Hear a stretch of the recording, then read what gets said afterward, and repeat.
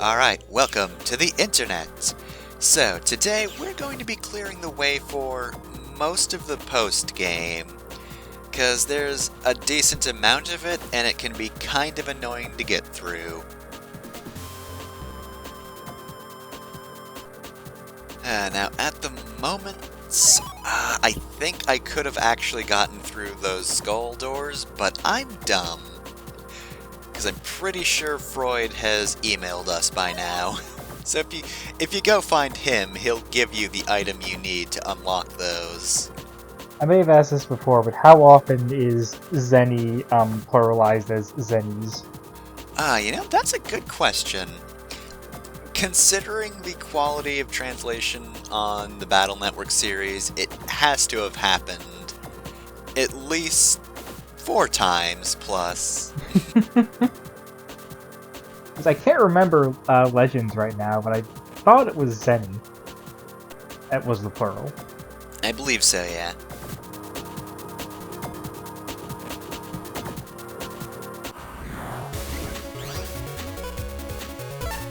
Oh hey, we get to show off Skullman.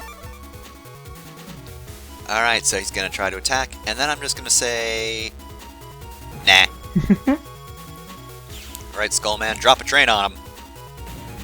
Or your head, that's fine. And that's Skullman.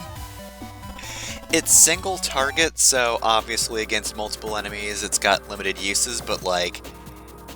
That's a lot of damage for just the V1 version of that chip. Alright, so you have to defeat Sal in order to get the link to this part of the internet. But now we're here. So this is a new area. I want to say this is Internet Area 3. And we've just got these guys. So let's see, which version of the B-Tank is that? I feel like that's only 2, which means it's got a plus-shaped explosion. Anyway, here's Sharkman. Get him. Sharkman's also pretty damaging. Not as much as Skullman, but, you know, it hits everyone, so it's pretty good. Also, they're both S-codes, so, like, that's real good. You could theoretically use them both together. Alright, so here's Sal's computer. It's moderately useful, I would say.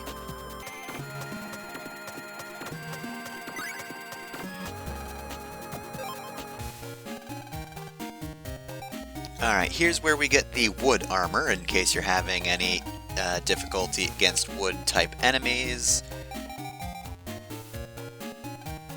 Yeah, I'm not buying anything right now, because I want to save up Zenny.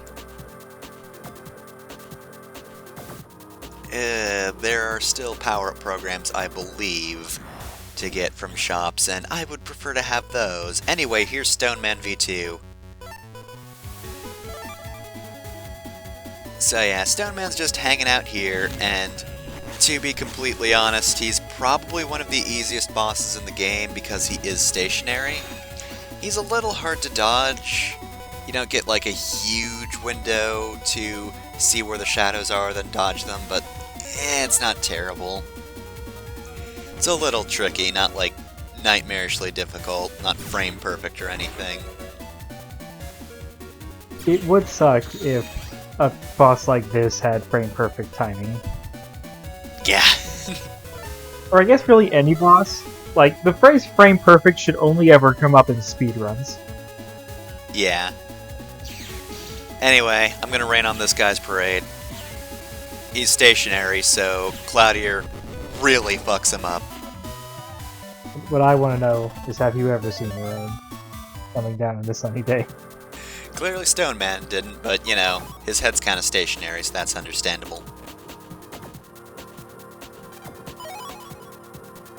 He's also got an S-code chip, which is so-so.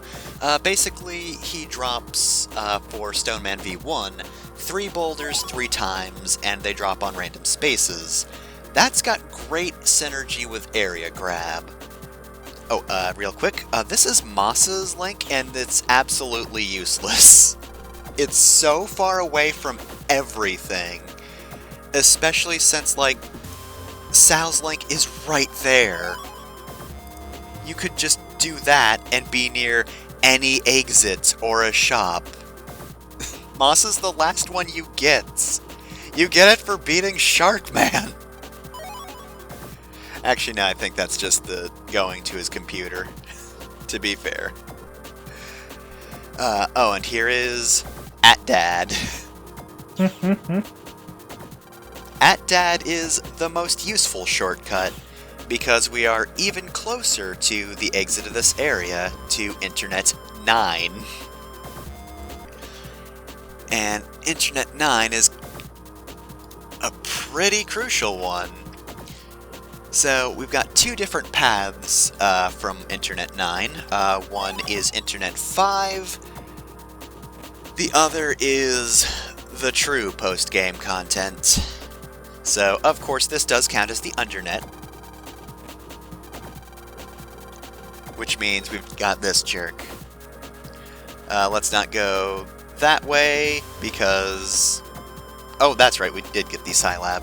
That's right, we did that. So with the lab memo, you can actually go between Internet 5 and 9. So yeah, that guy over there is like, oh, those World 3 jerks blocked off the internet. That's no longer true. We can just casually travel between them, which makes the @Dad link even more useful. The one problem with it is, of course, you know, the real-world Jack import is a little far away from most others, but it's fine. Not really concerned about overworld travel. Glad doesn't get ambushed by viruses in real life. If only. And here's MegaMan.EXE. Second verse, same as the first. He can use those statues to block attacks, which does make him kind of tricky. However, Skullman does not recognize those targets as enemies, so he'll just go right for MegaMan.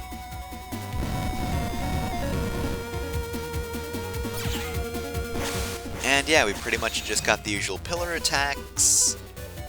If you can somehow block them from moving about in like the corners, that makes it easier to hit MegaMan. Like this, for example. Though I believe he can actually steal area back, so just be wary of that.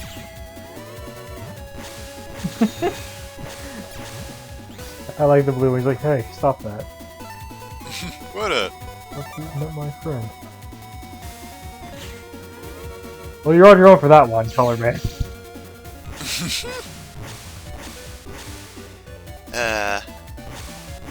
I should mention, since MegaMan's on screen, that in the Battle Network anime, she was part of what was basically the Team Rocket of that show, because like every anime had to have a Team Rocket back then. Well, Team Rocket's a knockoff of a different anime villain group, but that never made it to the West, so... Yeah, was that the Nadia the Secret Blue Water? Or was it a different Oh, I was one? 'Cause thinking of remember that's Yowderman. like... Yowderman. Okay, that might be it. I know Nadia had like one of the earlier Team Rockets. Yeah. Oh, that's right, too. Because knockoffs of them are in Gunstar Heroes, aren't they?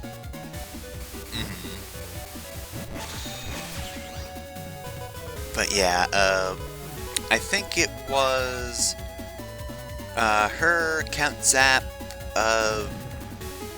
apparently Mr. Match, though I don't really remember him that much in the anime. But yeah, she had a little more prevalence in that. I don't remember a lot of the Battle Network anime, because, you know, I only watched part of it because it was on YouTube, so of course eventually it was no longer on YouTube. So, you know, that kind of stopped that bin. Viacom? We talked to that Navi right there, and he actually talked about this area's gimmick. So yes, the post-game has specific gimmicks. And it also has that fucker over there. Not the bear. Oh, no, no, no. I'm talking about the Satella. That's right, the Satellaview's back and it's pissed. On its own, it's not really that bad. You can probably see right there. I can dodge that shot fairly easily, the way it tracks. Paired up with literally any enemy, it becomes a nightmare because it's constantly keeping you on the move. And if that target overlaps with you, it will start firing, and its shots are so difficult to actually dodge, also nice. But yeah, it's not impossible to dodge it if it does land its lock-on on you. But it's just real hard, especially with ice cubes on the field, so that particular enemy is a pretty big pain. Oh, and here's another one. This one's got a bubble shield you have to pop before you can do damage. And if I remember correctly, it's also a geyser enemy, I want to say. The good news is the Satella enemy can only be here for a half hour at a time. Oh no, the video's 43 minutes! But yeah, that was its firing pattern right there. I was able to dodge it because the field was completely clear, and I just had the room to move around. Also, I missed that shot right there, because that attack works differently than it does in pretty much any Battle Network game. It, for some reason, just goes straight forward. Normally it homes in on an enemy. That's a super risky move to use, but it paid off. Of course, area grab chips are super useful here. If you use them, you'll just have that much more room to move around and dodge. Also, that's a really expensive power-up, huh?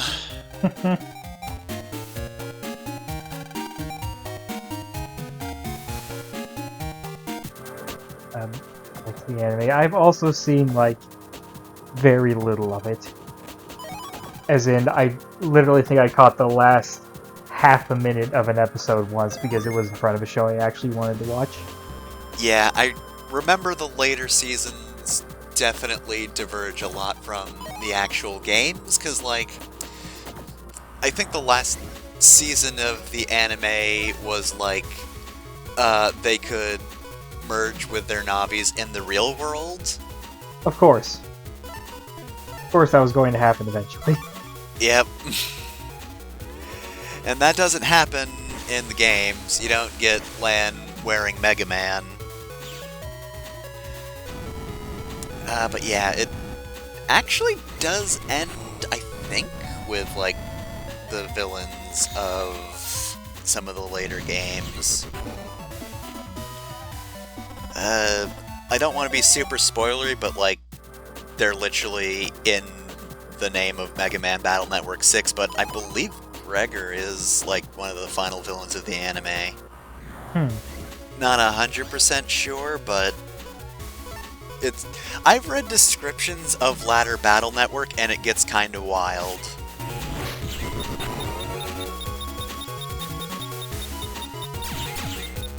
I was trying to look up who did the English dub. Apparently Viz Media. I would have guessed 4Kids. Yeah, I think this is slightly before 4Kids, but also, even if it wasn't, I guess it just wouldn't have been picked up by them. The original airing was 2002 in Japan. There were apparently several animated television shows. But the first airing was in 2002, and Pokemon was definitely around by then, right? Oh yeah, definitely. Like, the games, they came out in 98, right? In the US? I want to say 95? Or wait, I was which born games in are we talking 95, so there's no way it could be 95, because, like, I've played them. More or less close to when they came out. Then again, they could have come out in 95 and still been super popular years later. Because I remember, like, my mom had issues getting it got. So, like, Pokemon Fever had to be when I was conscious. So not when I was just born.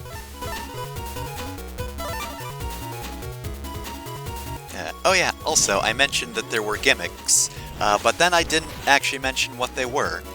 So that first area was pretty simple. You just couldn't use escape chips in any battle, and you can open the doors.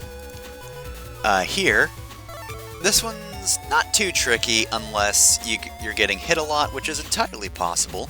But this one, you always have to be busting level 3 or over.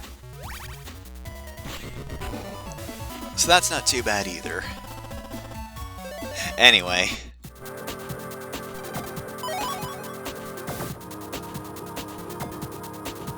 I'm looking up anime stuff. It was dubbed by Ocean Productions, which is Ocean Group, Blue Water Group, the Canadian Dragon Ball Z. That's them. Yeah. So there's probably some super recognizable voices in that. I'm not very familiar with their dub of Dragon Ball Z. I don't know any of the voices outside of Vegeta, and that's because of the meme.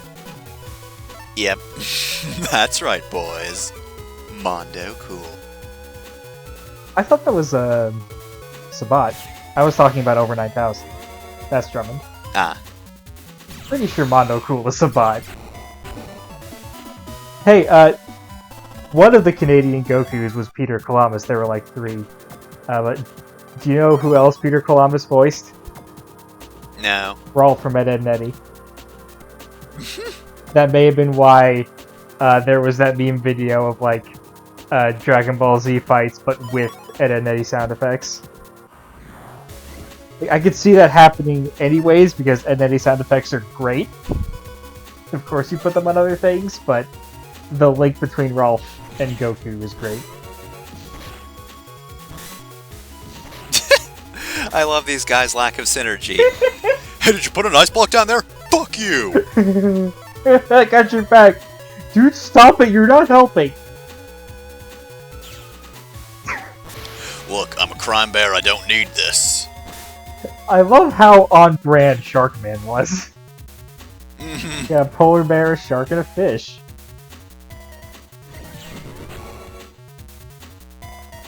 Not gonna do anything? You okay, buddy? It's traumatized by the loss of the bear.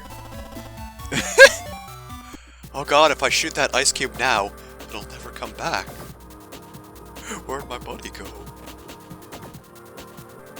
Can't believe we just caused all alone Fishy. Oh, sorry, no, that's Piranha. Fishy's a different enemy. That's the flying enemy.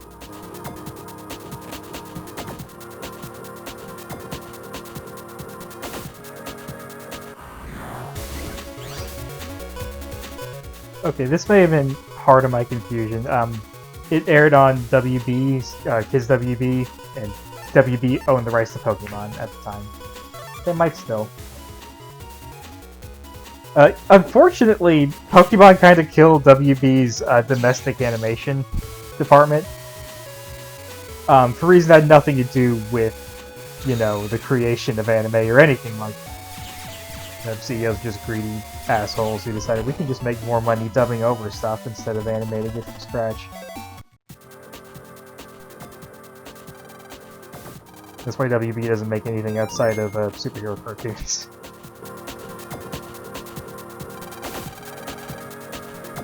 Okay.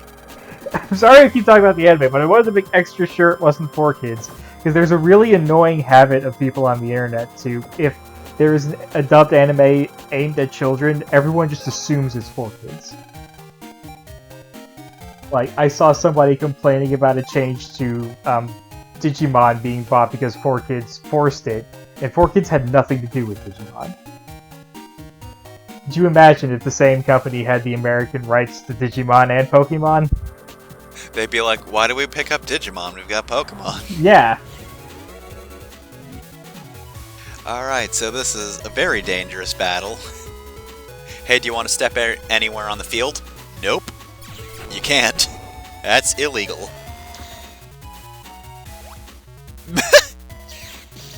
Oh, that's a new feature of these enemies. I don't think previous versions had them.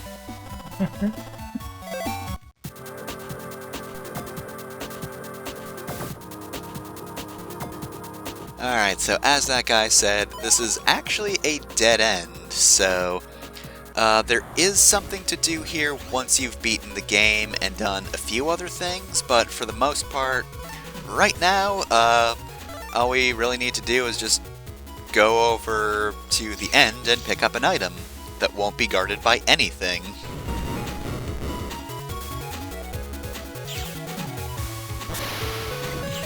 The Gaia enemies are tough as always.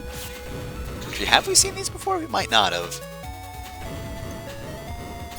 You see these guys a lot in the end game. They're pretty tough.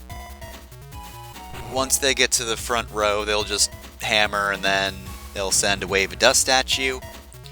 A little bit difficult to dodge.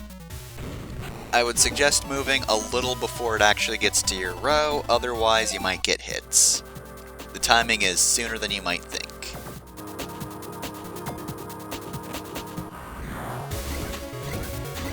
And then there's just these jerks. Alright, just fight a fan. It's named Fanner. Launches tornadoes at you, whatever. These are tracking enemies, so once they start firing, get out of their path, get as far away as possible, and also make sure to kill them as soon as possible. Like, even being down one is super helpful, because otherwise, you just got a field full of tornadoes, and no one wants that.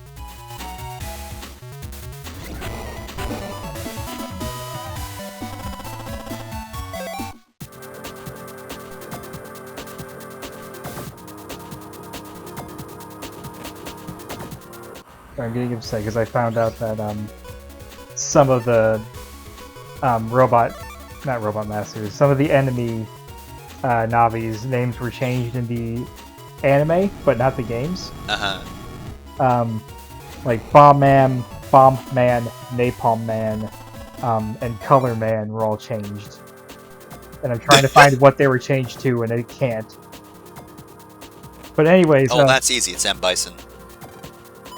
Anyways, Skullman was voiced by Brian Drummond, who is the Vegeta from Over 9000. And also Ryuk from Death Note. Incredible recognizable voice. I really do like him as Vegeta, and as much as I love Christopher Sabat. So, our reward for getting to the end here is the Night Sword. Night Sword is a very damaging chip that is a 3-range sword. Yeah, that's real good. 150 damage, and you can, like, as long as you haven't had any area stolen from you, you can just hit anything in front of you. Alright, so we doubled back to the branch point so that I can go onwards. Yeah, this is bad. I don't like this one. This one is, you need the chips from all of the viruses in the area. So this is the third B tank. These guys aren't too bad. They do actually have a really good chip, so you might want this one.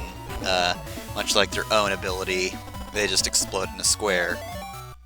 So yeah, if you have bad luck, then it's gonna be kinda difficult to get through this one.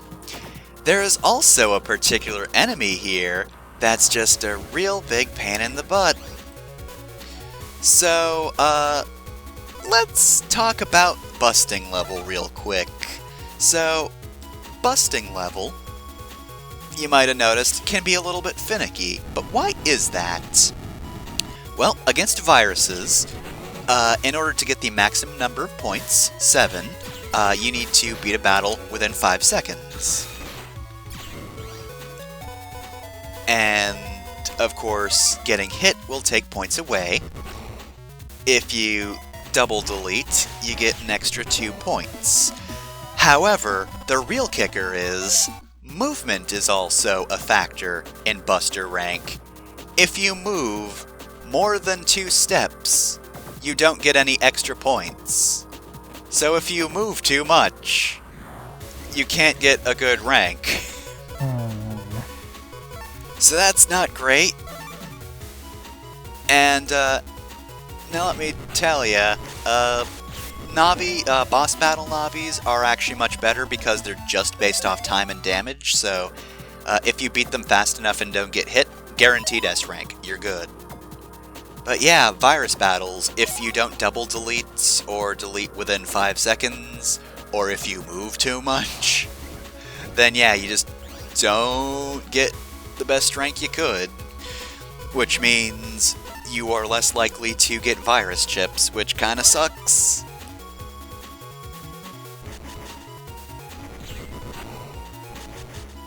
Now, you might be wondering why I'm telling you this now.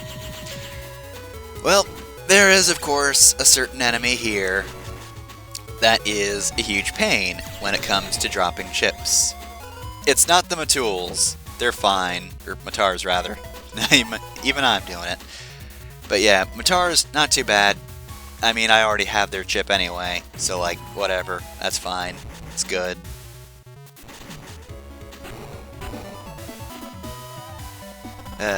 It's also not necessarily the tough enemy you would expect if you've already been to this area, because there is actually, like, a very gimmicky enemy that will probably elude you for a while.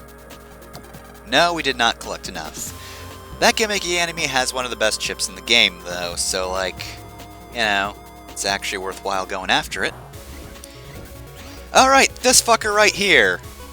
Version 3 of Ghosty. These guys are dicks. So, they do not drop their chip in Viz 3 unless you get at least a Buster Rank 9.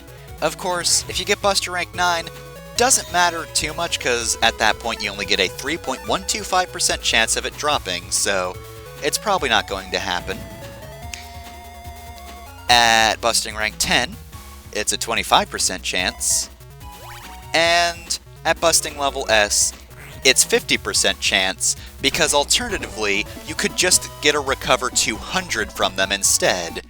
Or you could get money. I also got money from that, because of course I did. Didn't get a high enough rank. Alright, so gonna stop talking about... Oh, sorry, spooky, not ghosty. So... Pop-up. It's a game of whack-a-mole. Stay in the center, which I'm not doing, and just wait for it to appear and fire. If you miss, it will probably go back into the hole, and at that point it will flee the fight. Also, I hate the noise it makes, it's so sad. Please stop making that noise. I thought maybe this was like a metal slime, but no, it's just very annoying to fight. So you get Pop-Up C. Hey Rush, how's it going? The, description is invisible when not attacking. So for the turn you activate it, as long as you're not attacking, you just have the invis effect constantly. So, yeah, it's pretty good. A lot of, like, goods, chipsets will just include a whole lot of pop-ups so that you just never get hit by anything. And yeah, I did have to get invis off screen because I cheated to make all viruses explode immediately, because this is the worst grinding ever. I hate grinding for Invis 3 because this is a game where if you're not, like, completely optimized, then you just can't get an S rank, because sometimes you just don't get a good starting loadout whenever you enter battle. Sometimes you just do not get chips to fight Spooky and whatever enemies with it, especially since it can heal. Also, fun fact, before I tried making all enemies explode immediately, I just tried a code that gave you Buster Rank S automatically. Or Busting Rank, rather. But here's the thing. I ended up getting, like, a glitched chip from that, so it was using, like, a Buster chip, which was, like, an unused chip. You can see it on cutting room floor. It doesn't actually exist, and if you try to go to the folder, it's just nothing. But yeah, the game decided to spite me. Until I just decided, oh, here's a better way to cheat. So yeah, spooky, it's the worst. I do not like grinding for chips in this game. At least I got Cloudists, that's nice. It's not a very useful chip for me, or it's not a very useful code for me, but whatever, it's fine, whatever. Oh yeah, also, gimmick for this area, sucks. Get in 7 battles or fewer, or you can't open the door at the end. As long as you know where you're going, you can just beeline for it, and, like, the RNG, I don't think will ever give you so many battles that you'll fail no matter how hard you try, provided you go the right way from the get-go. And obviously, it extremely does not reward you for going off the path. That was 10 Zenny in the post-game. They want to make sure you know that you should not be going this way. The random encounters don't follow Earthbound Beginnings rules, where you can get them like one every 2 steps. Yep, it does not do that. Where the advice starting out is like, just pause every time you take a step because that resets the RNG. That's fun and good. It makes it less likely for you to get ganked. Only in the official translation that never got released, that had the ROM surreptitiously dumped online.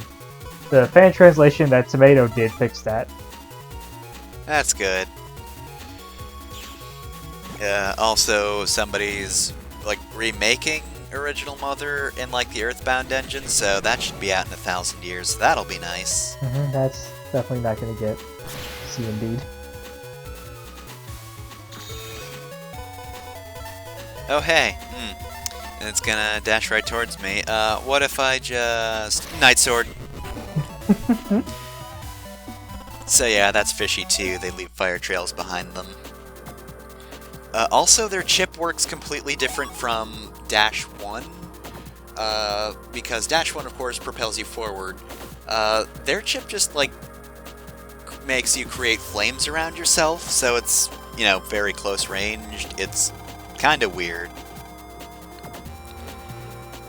So what that guy says might sound worrying, but don't worry about it. You don't have to have, like, rank 10 or anything. It's actually just busting level 4 or over, which really isn't too bad.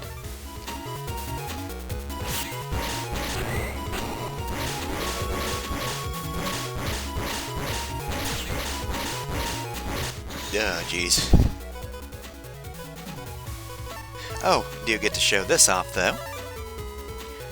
So pop-up works really well with something like Dyna Wave, because you'll attack, but then, you know, the attack itself moves forward, so you'll get your iframes back in time to not get hit. But yeah, there is pop-up right there. Of course, the effect disappears after you go to the custom screen. As I said before, typically if you've got a super good chip folder, it's probably got a fair few pop-ups in it, but I didn't go that direction. I'm more offensive than defensive. Oh, and here's an aura virus, so... Oh, is that what this is? Yep. They have shields that don't disappear until you do the number of damage listed below them. So, thankfully, I've upgraded my Buster enough that, you know, 40 damage is no problem at all. But they are really tough enemies because you have to use, you know, if you don't have a very strong Buster, then you have to use a chip in order to destroy their shield in the first place. Just make sure I understand, you have to do that much damage in one strike? Yes. Yeah, it's similar to the barrier chip that we can get, but of course, the barrier that we got isn't like Aura, you know, because it's only like a barrier for 10 damage, but theoretically, if an enemy did 5 damage, it wouldn't destroy the shield, but then if it did another 5 damage, it would. Also, what the fuck is with these guys? Why are you in the post-game? You're so slow! Here we come. Kitty clock down the track. Oh, we're gonna That's get you. the third version of this enemy. Gonna get you. Maybe they're just, like, super powerful, but, like, I've never gotten hit by them. It's that one gag in Red vs. Blue, where the guy's punching really, really slowly, but still with the same amount of force. One of the guys like, yeah, I'm just gonna get out of the way in time. Like, an hour passes. Dude! He's gonna hit you! Yeah, he's moving, like, super slowly. Oh, ah!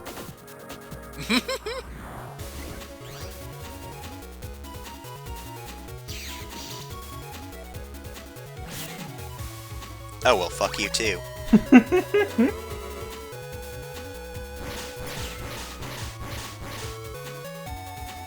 Yeah, so these guys are kind of annoying. This is apparently only the second version of the enemy. The third version of them did attack a lot faster, I'll give them that, but the ability to heal that rapidly at 120 HP at a time is super annoying. Oh wow, that's real expensive, Jesus. So, yeah, not only is the store deep in the post-game areas, but, like, you need a lot of money just to be able to buy the first power-up, and for some reason I decided to go with HP memories. Don't know why I did that. I mean, I guess they're also super expensive and near the end. Well, now your 500's any closer.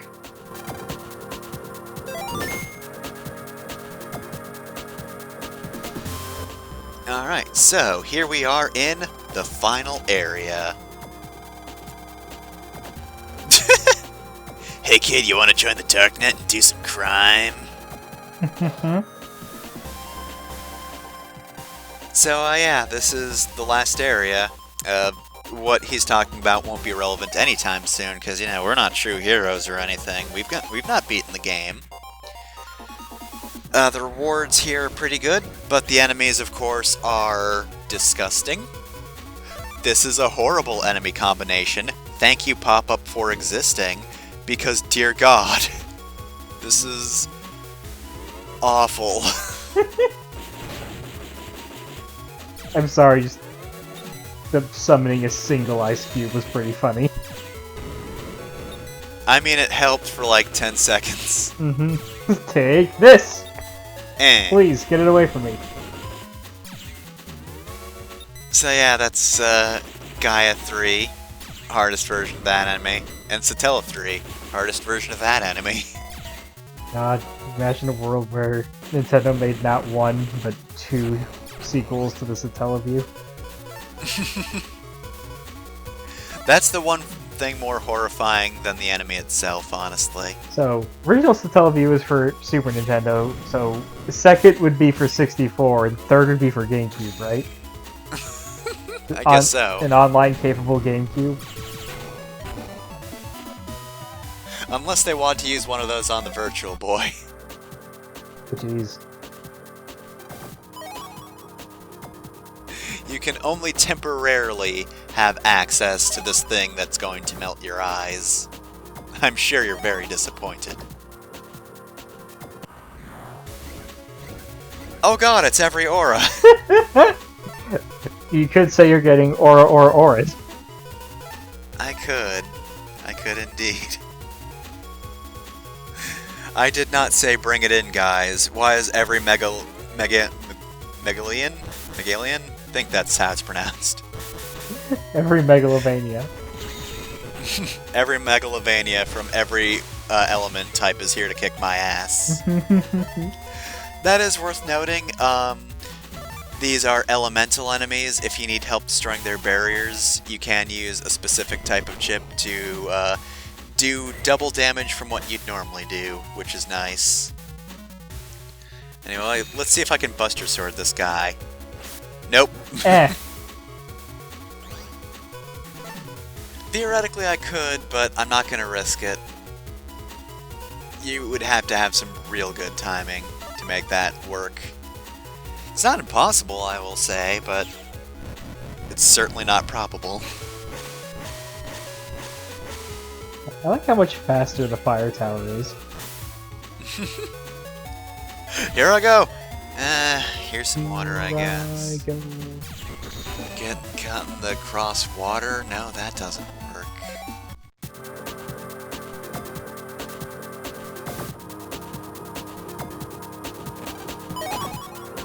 Oh man, so much money.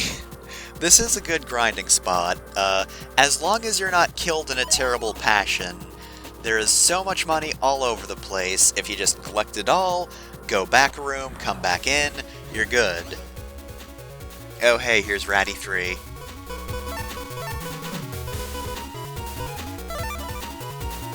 They work how the others work. They send a rat at you. And that rat can turn once, and that's just about it. Rat's pretty fast now, though.